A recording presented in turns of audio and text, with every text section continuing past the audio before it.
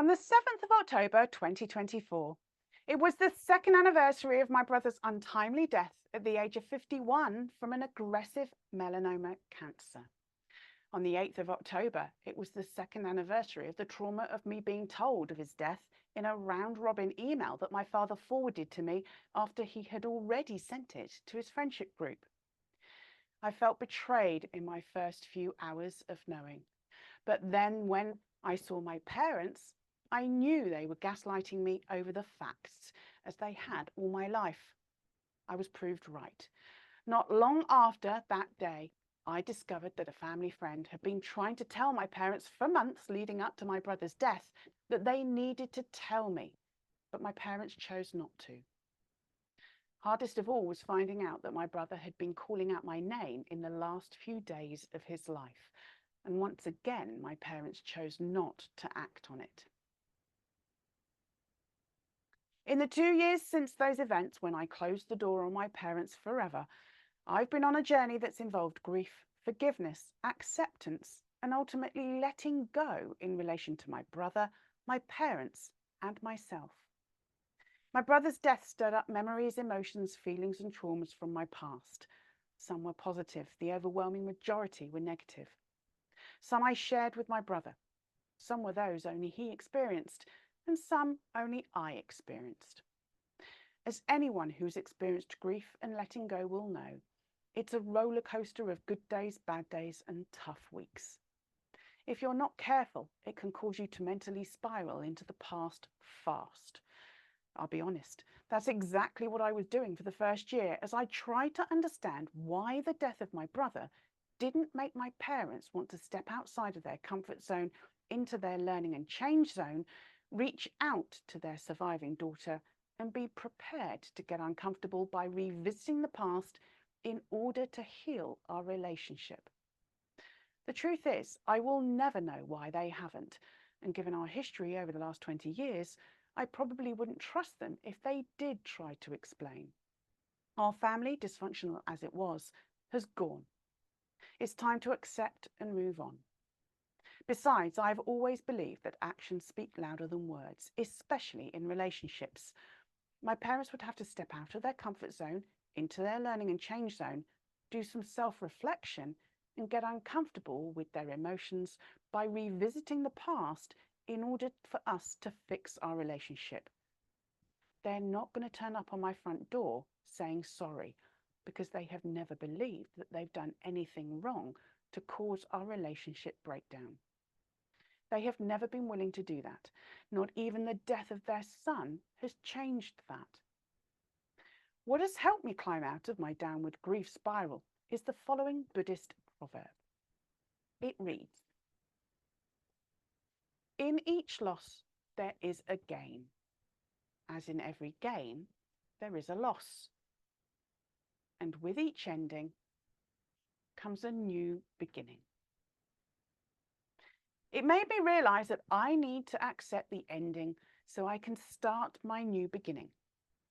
I need to start doing what I've always done in every area of my life over the last 20 years and apply it to the present. Focus on the positives, gratitudes, and gains from the loss of my brother and my parents. So I started to list the losses and think about the gratitudes and gains. When my brother died, I lost the one person in this world who I didn't have to explain, justify, or defend myself to when it came to my estrangement from my parents, because we had a shared lived experience of our emotionally dysfunctional family.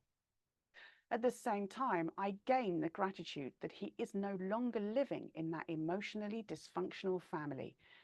He tried to leave many times, but only I succeeded. When my brother died, I lost the chance to grow old with him. However, I gained the chance to spend time with the happy memories of him and travel to places that I know were special to him. Through his wife, I also gained my first experience of Airbnb. When I got married and my father chose not to get on a plane to come to my wedding so he could give me away, I lost respect for my father. I never imagined he wouldn't be there for me as I started a new and significant chapter of my life. What I gained was the belief that I deserved to be loved and supported unconditionally and with kindness and compassion, all of which I gained through my father-in-law, Frank. When I went no contact with my parents, I lost financial security and any possibility of receiving a financial inheritance. What I gained was financial independence and the ability to make mistakes and start to create financial freedom for myself through my hard work, decisions, and yes, by making mistakes. When I went no contact with my parents, I lost my place in the family, which was quickly filled by my cousin, and I quickly became the outcast. I gained the realization that for my parents, they're just not willing to do whatever it takes to fix our relationship.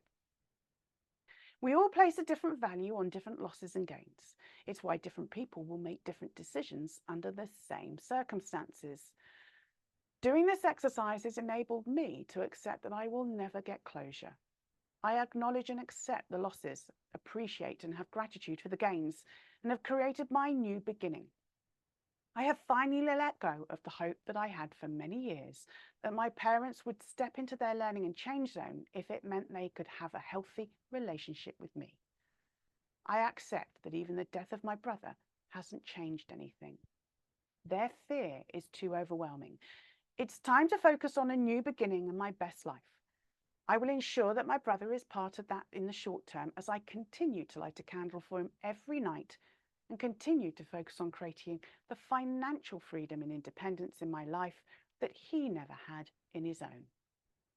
In the longer term, I will take my brother with me in my heart as my husband and I focus on our best life, moving to a place where my brother was happiest, into a house overlooking the River Dart, where we feel safe, relaxed, happy, content, thankful and inspired, where we can sit in our garden and just enjoy the view with 2 dogs and 3 cats, where we can enjoy time on the river in a small river cruiser boat, where I can continue to help people through clutter clearing and my husband can volunteer with animals.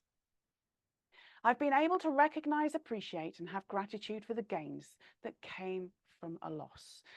It's time to stop self-harming by questioning and reliving my past, by accepting that I will never get the answers, closure or change I wanted.